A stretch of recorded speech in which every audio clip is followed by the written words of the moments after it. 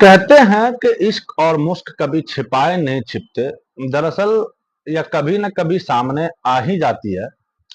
दरअसल आज की जो कहानी मैं आपको सुनाने जा रहा हूँ, इस कहानी में एक तलाकशुदा महिला को एक शादीशुदा पुरुष से प्यार हो जाता है। और इसी मोहब्बत की कहानी में एक दो नहीं बल्कि तीन तीन कत्ल हो जाते हैं। और जब पुलिस इस घटनाक्रम के बारे में जानकारी जब पुलिस को होती है, तो पुलिस ने जब इस घटनाक्रम का खुलासा करने का प्रयास किया, तो पुलिस के हाथ सिर्फ एक महज टिकट लगा था, रोडवेज बस का टिकट। उस रोडवेज बस के टिकट की वजह से इस कत्ल का खुलासा हो जाता है। और जब इस घटनाक्रम का खुलासा होता है, तब उनके पास सिर्फ एक महज कागज के टुकड़े से कैसे उनके पास पहुंचा जाता है, यह कहानी शायद आप लोगों को बड़ा आश्चर्य करेगा। आप लोग भी सोचने पे मजबूर हो जाएंगे कि जो इंसान जिसको कहता था कि मैं तुम्हारे साथ हमेशा हमेशा के लिए रहूंगा, वो आखिरकार एक छोटी सी बात के लिए उसका कत्ल करने पर कैसे उतारू हो सकता है। आदाब, नमस्कार, सत श्री अकाल, मैं वसीम। आज की जो सच्ची घटना मैं आपको सुनाने जा रहा हूँ, ये सच्ची घटना है उत्तराखंड का एक प्रदेश है, देहरादून। और देहरादून का ही एक इलाका लगता है पटेल नगर। पटेल नगर बरों वाला इलाका, जो कि पास ही में शिमला बाईपास लगता है। और वहां पर पेट्रोल पंप के पास एक सूखा नाला, सूखे नाले से लगातार दुर्गंध आ रही थी। 25 जून 2024 की शाम 6:30 बजे के आसपास कोई व्यक्ति पुलिस कंट्रोल रूम को फोन करता है। ठीक 2-4 दिन पहले की कहानी है।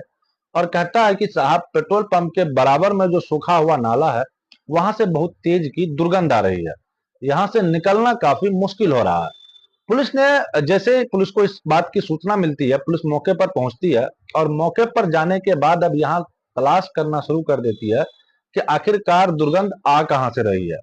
तब वहां पुलिस को दो लाशें मिलती है। एक लाश जिसकी उम्र 20 या 22 साल के आसपास बताई जा रही है, और दूसरी की जो उम्र थी वो लगभग 6 या 7 महीने के आसपास की एक बालिका थी, एक बच्ची थी जो कि नवजात थी। अब पुलिस ने जैसे ही इन दोनों शवों को कब्जे में लिया, लेने के बाद पोस्टमार्टम के लिए भेज दिया। पोस्टमार्टम की रिपोर्ट से यह पता चलता है कि उनकी गला घोट करके हत्या की गई थी, यानी कि उनका दम घोटा गया था किसी चीज से, और जिसकी वजह से उनकी मौत हो जाती है।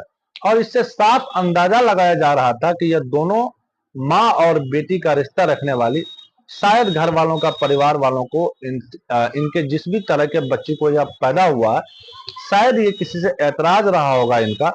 अब पुलिस इस घटनाक्रम की जो तफ्तीश थी उनको तलाश करने में जुड़ जाती है।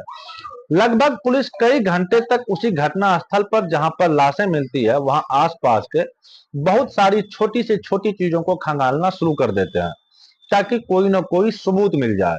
लेकिन जब रात काफी हो जाती है, पुलिस परेशान हो जाती है, पुलिस यहां से चली जाती है।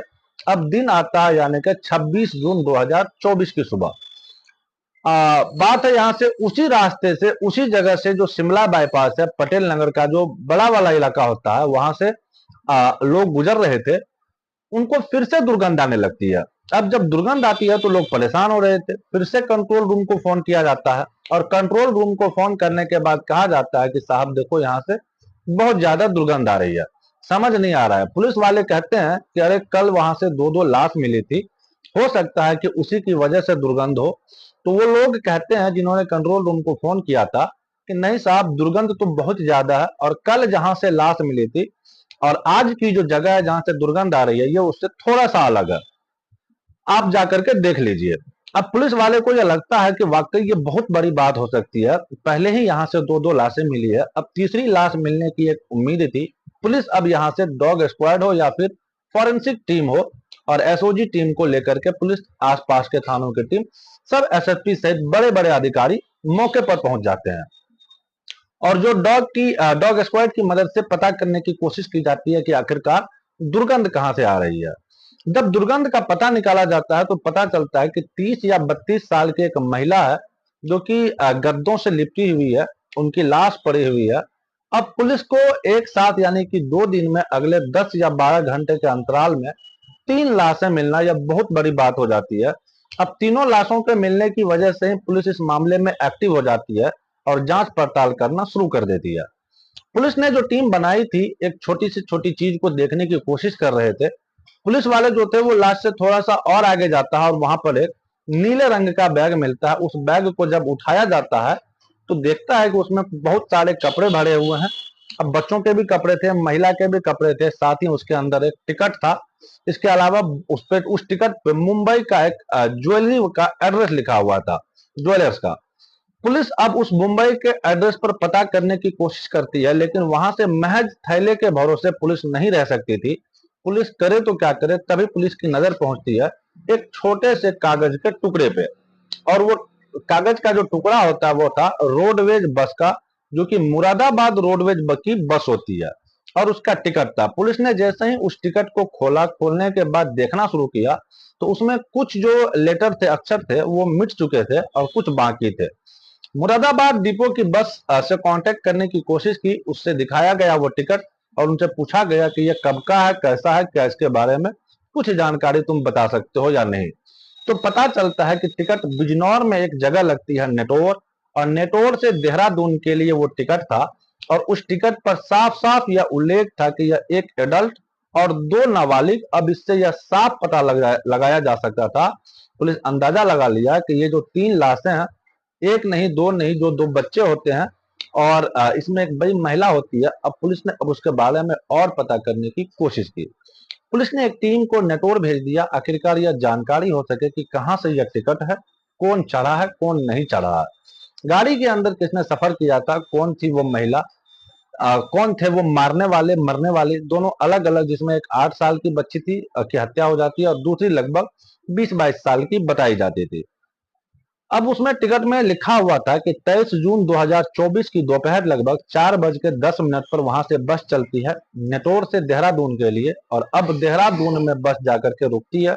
तो पुलिस ने अब देहरादून के आईएसबीटी का जो सीसीटीवी कैमरे लगे हुए थे उसको भी खंगालना शुरू कर दिया। तब सीसीटीवी कैमरे में यह दो महिला, दो लड़कियां के साथ एक गोद में बच्ची होती है, साथ ही एक लड़की थोड़ी बड़ी होती है।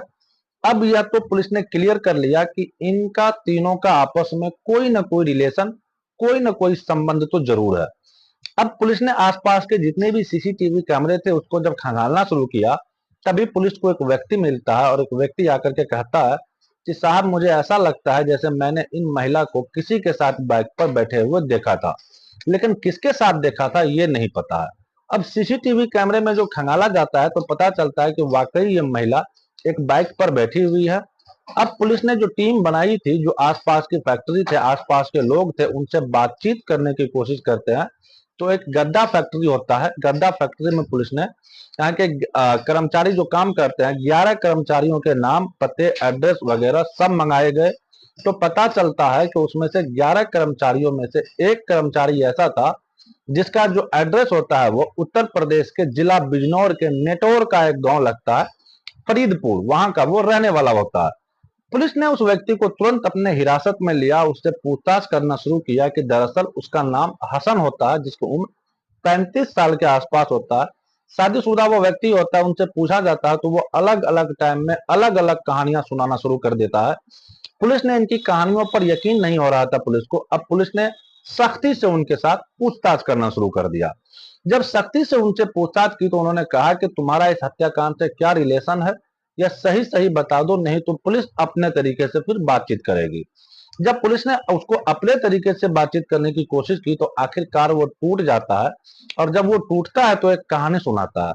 वो बताता है कि साल 2018 में जो ये महिला है जिसकी मौत हुई है, इसका नाम है रेशमा, जिसकी उम्र 35 साल के आसपास है। उसी का एक बेटी है 15 साल के आसपास जिसका नाम आयत है, और एक 8 महीने की लड़की है जिसका नाम होता है आयशा। दरअसल ये बच्चे उसी के होते हैं। 2018 में इनका पति से तलाक हो जाता है, और उसके पति के तलाक के बाद इसकी उससे दोस्ती हो जाती है। दोनों बेहद नजदीक आ जाते हैं और आने के बाद यहाँ से मुंबई चले जाते हैं। मुंबई कुछ दिन रहते हैं, 5-6 महीने के बाद वापस आ जाते हैं, और यह लड़का अपना देहरादून आ जाता है, और यह महिला अपने नेटोर में रहने लगती है। लेकिन इसी बीच में यह महिला लगातार प्रेशर बना रही थी, दावा बना रही थी कि वो उनसे शादी करे और तुम्हारे साथी उसके साथ ही रहना चाहती है। खैर, तुम्हारे साथ उनकी जिंदगी जीनी है, जबकि ये खुद शादीशुदा होता है। शादीशुदा होने के बावजूद उसके 3 बच्चे हैं, पत्नी है जो कि गांव में रहती है। उसके बावजूद भी यह एक ऐसी महिला से प्यार कर बैठता है जो तलाकशुदा है, और वह तलाकशुदा महिला देहरादून में रहने के लिए उनको एक कमरे दे दिया है कि उन्होंने उससे कहा कि मुझे कमरे दे दो, मुझे वहां रहना है और मुझे एक साथ रहना है। तब वह व्यक्ति थोड़ा सा परेशान हो जाता है और इसी बीच में 23 जून 2024 को यह गाड़ी पकड़ता है जो कि मुरादाबाद से के डिपो से रोडवेज बस होती है। नेटोर से पकड़कर वो सीधा देहरादून के आईएसबीटी पे उतरती है और इस बार हसन को फोन करके कहती है कि हसन, मैं यहाँ पर देहरादून आ गई हूँ। हसन को यह अप्रत्याशित लगता है, उसे लग ही नहीं रहा था कि अचानक ये कैसे हो सकता है। खैर, जब उसके पास वो जाता है कुल मिलाकर के, तो उसे अपने बाइक पे बिठाता है। बाइक पे बिठाने के बाद सीधा जिस कंपनी में वो काम करता था उसी कंपनी में, उसी फैक्ट्री के इर्द गिर्द जहां भी वो रहता था, उस महिला को और उसके दोनों बच्चों को साथ लेकर के जाता है। रात के अंधेरे में जब ये दोनों सो जाते हैं, 23 तारीख की रात को ही जब मौका पाते हैं, वो पूरी ताकत से उस महिला की यानी कि रेशमा का गला दबाता है और गला दबाने के बाद उसकी हत्या कर देता है।